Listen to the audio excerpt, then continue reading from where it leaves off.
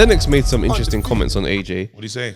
So he goes, I couldn't really judge but with this fight, if he's back or not. He definitely looked good, did what he was supposed to do, taking out a guy he's taken out before. I was interested about that, taking out a guy he's taken out before, obviously inspiring. But yeah, he goes, the guy didn't have any definition in his body. I don't know if he worked hard or was in training camp or whatever. And I didn't see him punching or throwing any punches that connected, because AJ looked good after the fight, like a movie star, like he wasn't even in the fight. So I think the fight is good for his mental state, and everybody's saying he's back, but there's still a long road ahead. Still has to go up against Fury. Zhilei Zhang from China would be a great fight as well. And I looked at that and I thought to myself, this needle between these men, yeah, it's forever. It's absolutely forever. Because it's like, it's one of the ones where you say, like, people were predicting Otto Wallin to win. Otto Wallin's coming off a fight against Gassiev that had people saying that, yeah, he's looking good, he's doing this. And now he's gone in there and made him look very, very regular. Very basic. Now it's just, he didn't have any definition on his body. And the reason why that one was a line, because I'm like, bro, Fury doesn't have definition. Yeah. And you can't use it as a thing against Fury because that's just his body type. So that's why I'm just like, oh, well, man. No, there's obviously it's clear, innit? Like that one, he's like, impressed me. He still needs to be impressed. And I think it's fair for Lennox to feel that way. Lennox, yeah. If anyone's gonna say, you can't say Lennox don't have the right to say, yeah. If anyone knows, he knows. He's like, I've been in the ring. While that was good for him, it's great for his confidence. We need the test.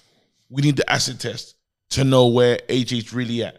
You know, and I think that's fair, because that was a good outing for Ben Davison and AJ. Yeah, you're fighting someone for their new relationship. For their new relationship, good outing, great outing. It's when it gets serious, and I need my corner. I need. You don't really want those moments in heavyweight boxing, because that means it might not even come back. It's really bad. But my thing is, what I'm glad to say was, you know, he's still got to go up against Fury and Zhang. Yeah. For me, I don't necessarily just automatically put Zhang into it, but I would love to see that fight. But Fury is the fight to make, and if anything, you start to look at and say, this era of boxing where people think fights will just get bigger and bigger the longer you delay them, you're going to have to kill that now. Like, people really need to understand there's also value in a rematch. They left too much money on the table. Yeah, there's also value in a rematch. There's also value in a trilogy. Go in there and fight whilst you have the best of yourself. Like this, look at like Wilder right now. Wilder versus AJ, both as undefeated fighters, was pay-per-view vibes. The how the British public was feeling about AJ, like at the right time when it was time to strike. That would have been that would have been like crack to the streets, bro.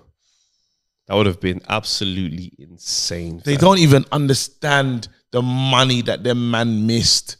They don't understand in what boxing a seismic shift it would have been. You're telling me the best from the UK fights the best from the States, both like black heavyweights that are meeting, and you know, one is really like kind of quiet and ish, doesn't talk too much, likes to just talking in the ring. And the other one, Bomb Squad.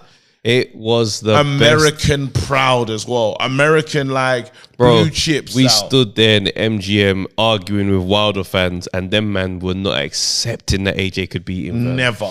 They were going crazy. And we've got this. It's over. It's done. Those P's, like even what the we could have seen in the UK or America, that like as those two fights here in these two different spaces, over, done. But even AJ and Fury now, the shine of it won't be the same. If AJ knocks Fury out, they'll say, "Oh, he's done now. He's past it." That's all. Who, Fury? They'll say Fury's just past it. They can't say that. What, after the Ngannou showing? They'll say crack started to show there. The narrative will be set for because it'll be like, that's the main guy of this division. That's what they have to say.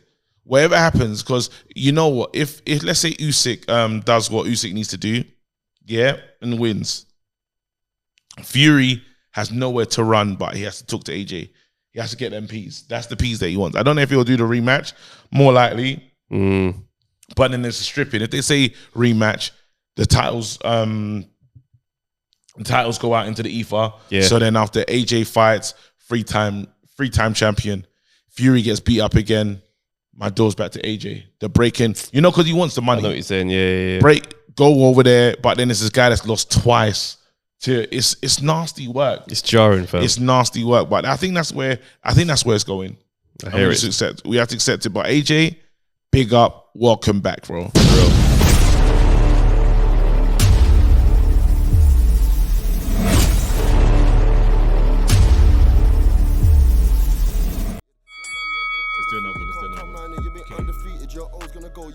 Yo, people, thanks for watching the Undefeated podcast. Make sure you Like, subscribe, share, leave a comment, and all that good stuff, man. This is the place to be.